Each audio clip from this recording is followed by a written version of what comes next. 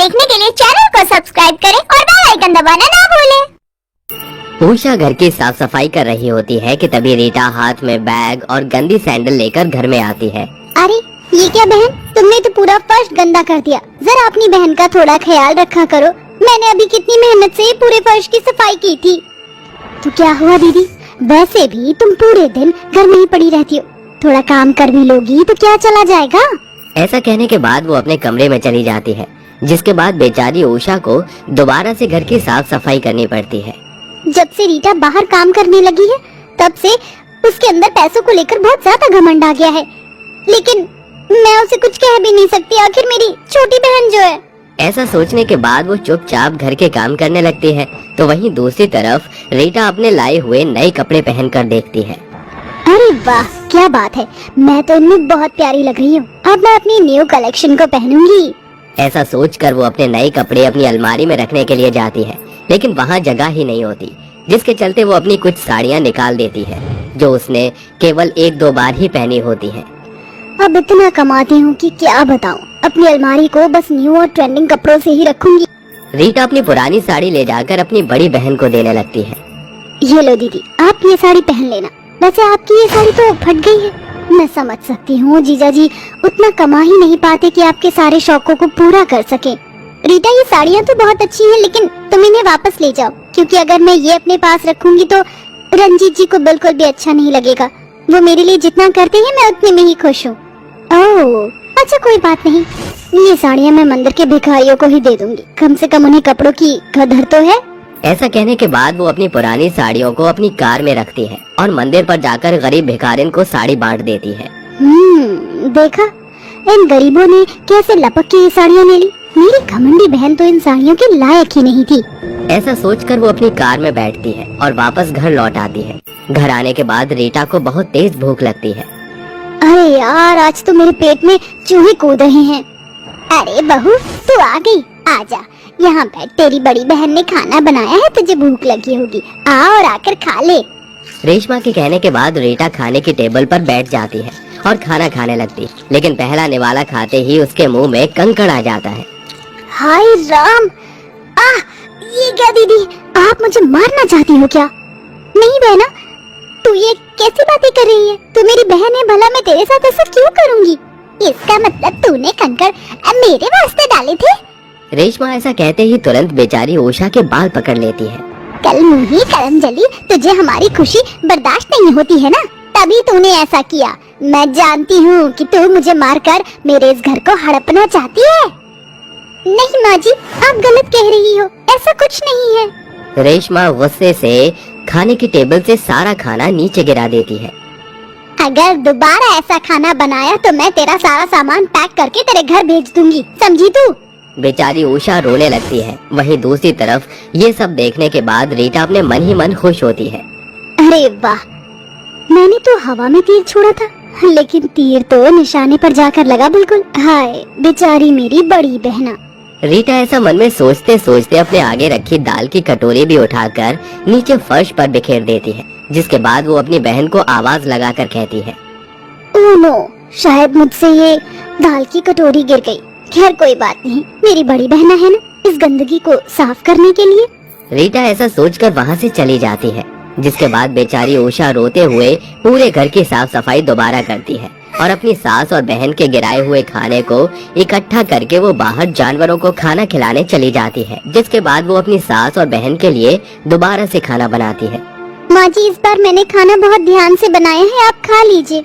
ऐसा कहने के बाद वो भी टेबल पर बैठने वाली होती है, लेकिन तभी रेशमा उससे कहती है, अरे ये क्या, अब तेरी इतनी हिम्मत हो गई कि तू मेरे साथ टेबल पर बैठकर खाना खाएगी? लेकिन माँ जी, मैं तो हमेशा से ही आप सभी के साथ टेबल पर बैठकर खाना खाया करती थी, आज कोई नई बात तो नहीं है? नहीं, आज के बाद तू हमारे साथ बैठकर खाना नहीं खाएगी, जा जाकर रसोई में बैठकर खाना खा ले। रेशमा ऐसा कहकर बेचारी उषा को अपने और रीटा के साथ खाना खाने नहीं देती, जिसकी वजह से उसे बहुत दुख होता है। आखिर मेरी सास मेरे साथ इतना बड़ा भेदभाव क्यों करती है? मैंने उनका क्या बिगाड़ा है? बस यही कि मैं अपनी छोटी बहन से बहुत गरीब हूँ और वो पढ़ाई लिखाई करके अच्छी जगह नौकरी कर रही है। उषा ऐसा सोच सोच कर बहुत ज्यादा परेशान हो जाती है। देखते ही देखते कुछ समय बाद भी उसके साथ ही ऐसा अत्याचार होता रहता है, जिसके चलते उषा अपने पति से रात के समय पढ़ना शुरू कर देती है।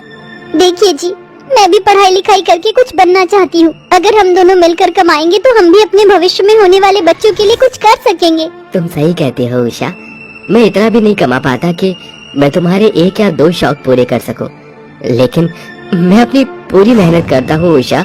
इतनी मेहनत के बाद भी आज तक मुझे कोई सफलता नहीं मिली। भगवान के ऊपर थोड़ा भरोसा करो, वो सब कुछ ठीक कर देंगे। उस दिन के बाद से उषा रात के समय पढ़ाई करना शुरू कर देती है, जिसकी खबर उसके सास और बहन को कानों कान नहीं पहुंच पाती।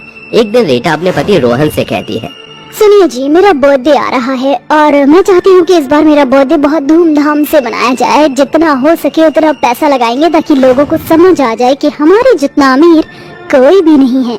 लेकिन रीटा, बेकार में इतने पैसे खर्च करने की जरूरत ही क्या है? तुम तो जानती ही हो कि कितनी मेहनत से पैसा जोड़ा जाता है, और ये पैसा हमने अपने बच्चों के लिए जोड़ा है। तो क्या हुआ, हम दोबारा पैसे जोड़ लेंगे। इतनी अच्छी नौकरी करते हैं, आप चिंता क्यों करती हो? रीटा अपनी बातों में रोहन को मना लेती है, जिसके चलते उसके बर्थडे वाले दिन एक बहुत महंगे रेस्टोरेंट में वो बहुत बड़ी पार्टी रखते हैं।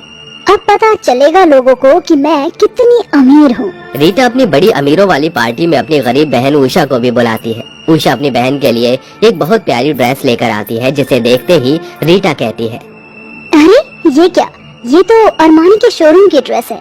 इतनी महंगी ड्रेस आप कैसे खरीद कर लेकर आई? कहीं आपने चोरी तो नहीं की है? नहीं बहना, ऐसा नहीं है। सबसे बड़ी खुशखबरी की बात यह है कि मुझे एक एम्बिशियस कंपनी में जॉब मिल गई है, जहां मेरी सैलरी पूरी 50,000 रुपए है। सैलरी सुनते ही रीटा का मुंह खुला का खुला ही रह जाता है, जिसके बाद वो हैरानी से कहती है, लेकिन ऐसा कैसे हो सकता है? आपको तो पढ़ना तक ना आता था। मैं कई दिनों से पढ़ाई कर रही थी। जब पूरी दुनिया और मेरी सास मुझे अनपढ़ कहती थी तो मुझे कोई फर्क नहीं पड़ता था, लेकिन जब तुम मुझे मेरी नाकामयाबी के चलते बातें सुनाया करती थी तो मुझे बहुत बुरा लगता था, जिसके चलते मैंने ठान लिया था कि अब मैं भी कुछ न कुछ बनकर ही रहूंगी। अब मैं तुम्हारी ही कंपनी की CEO हूँ। तभी वहाँ रीटा का बॉस आता है और उषा की तारीफ करने लगता है। मैंने आज तक मेहनती और पढ़े लिखे बहुत से लोग देखे, लेकिन उषा जी, आपकी तो बात ही अलग है। आपकी पढ़ाई में एक जुनूनियत है। Welcome to my company. ऐसा कहने के बाद वो उससे हाथ मिलाता है और वहाँ से चला जाता है। जिस कंपनी में 1 साल काम करने के बाद भी रीटा अपने बॉस से कभी मिल नहीं पाई थी, वो अपनी बड़ी बहन के चलते उन्हें अपने सामने खड़ा देखती है। अपनी बहन की सफलता के चलते उसे अपनी गलती का एहसास होता है।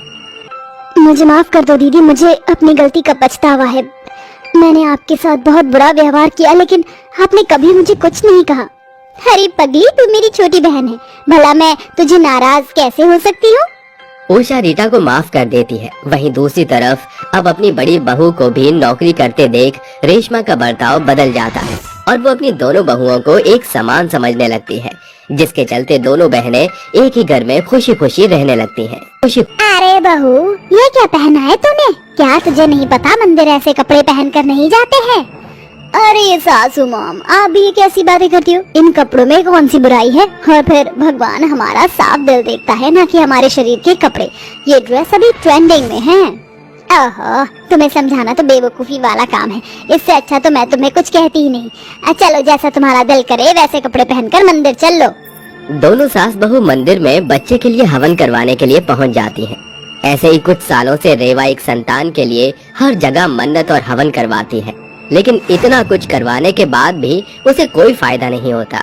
एक दिन उसके घर उसकी सास की कुछ सहेलियां आती हैं।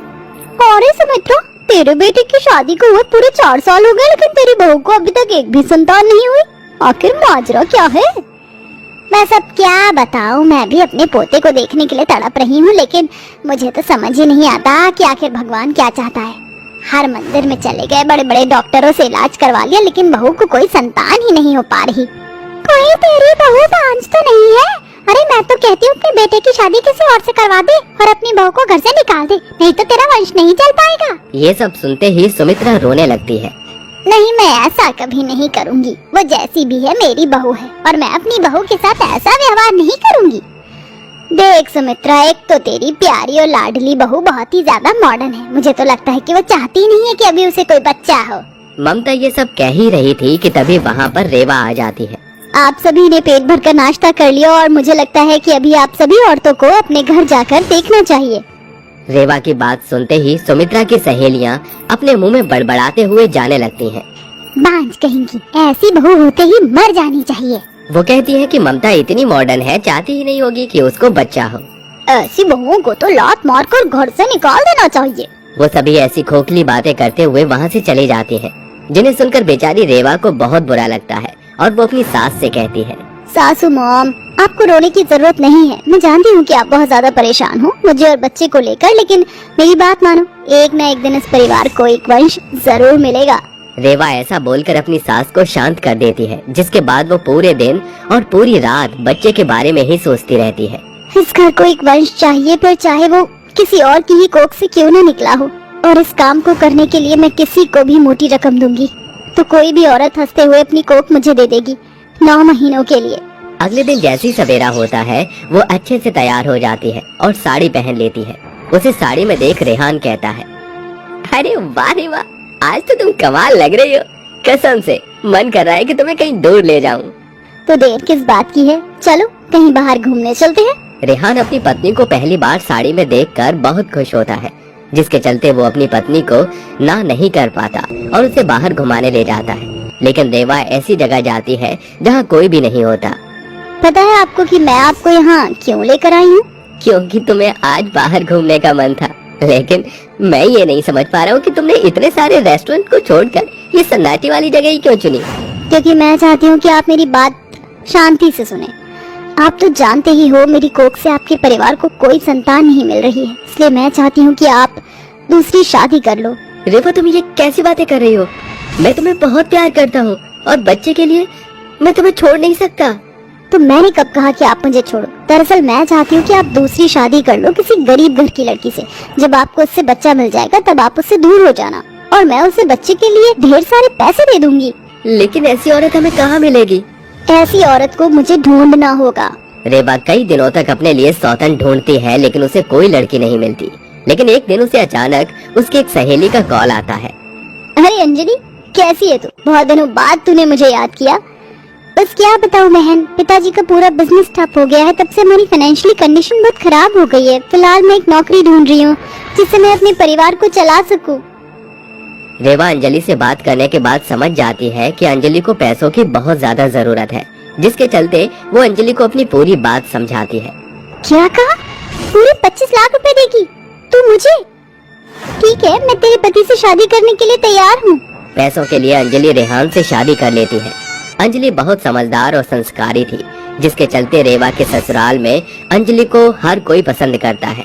शादी के बाद सुमित्रा रेवा के पास जाती है और कहती है, अरे रेवा बहू, आज अंजलि की पहली रसोई की रस्म है। अरे क्या जरूरत है पहली रसोई की रस्म को करने की? वैसे भी तो एक न एक दिन अंजलि यहाँ से चली ही जाएगी। जब जाना होगा चली जाएगी। फिलहाल तो अंजलि इस घर की छोटी बहू और तेरी सौतन है। ऐसा कहकर सुमित्रा वहाँ से चली जाती है, जिसके बाद ये बात रेवा के घर कर जाती है और उसे बहुत बुरा लगता है। वहीं दूसरी तरफ अंजलि अपनी पहली रसोई की रस्म में बहुत सारे स्वादिष्ट पकवान बनाती है, जिसके चलते रेहान और सुमित्रा उसकी बहुत तारीफ करते हैं। अरे वाह, ऐसा लग रहा है जैसे असलियत में तो अब इस घर के अंदर कोई बहू आई है। अरे बड़ी बहू ने तो आज तक एक कप चाय भी नहीं बनाई हमारे लिए। सच में अंजलि, तुम्हारे हाथों में तो जादू है, जादू। बहुत अच्छा और स्वादिष्ट खाना बनाया है तुमने। रेवा ये सब दूर से सुन लेती है, जिसके चलते रेवा को अंजलि उसकी पहली रसोई से ही पसंद नहीं आती, क्योंकि अंजलि कम समय में सबके दिलों के बहुत करीब आ जाती है। देखते ही देखते कुछ दिनों बाद अंजलि प्रेग्नेंट हो जाती है, जिसके चलते घर के सभी लोग बहुत खुश होते हैं।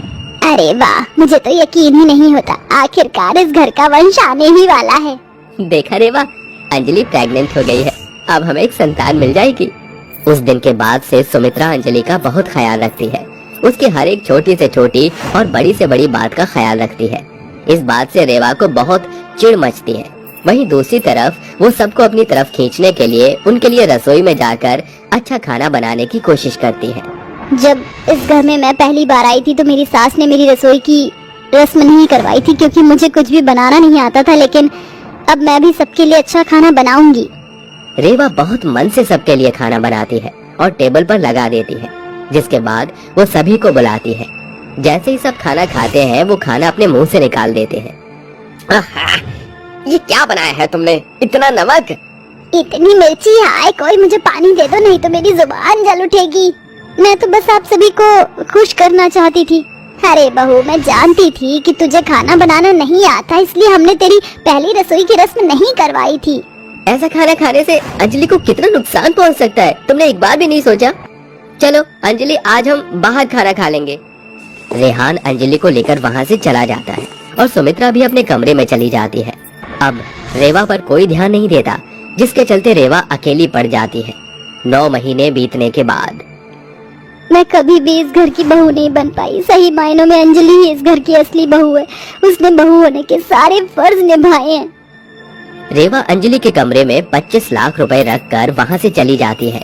जैसे ही वो घर के बाहर आती है, बाहर रेहान और सुमित्रा के हाथों में बच्चा होता है। बच्चा यहाँ है तो अंजलि कहाँ है? वो चली गई अपना फर्ज पूरा करके, और इस बच्चे को तुम्हारे नाम करके। ये खत उसने तुम्हारे लिए दिया है। रेवा खत खोलकर पढ़ती है। रेवा, मैं जानती हूँ कि तुम अपने परिवार से बहुत प्यार करती हो। मैं तुम्हारे परिवार और तुम्हारे बीच में कभी नहीं आ सकती थी। ये परिवार तुम्हारा है और इसे तुमसे कोई नहीं छीन सकता। खत पढ़कर रेवा हैरान रह जाती है। अंजलि रेवा का परिवार पूरा करके कहीं गायब हो जाती है और रेवा अपने परिवार के साथ अब खुशी खुशी रहने लगती है। दोस्तों, अगर आपको ये कहानी पसंद आई तो इसे लाइक करें, शेयर करें और कमेंट करके बताएं कि कहानी में आपको सबसे अच्छा क्या लगा।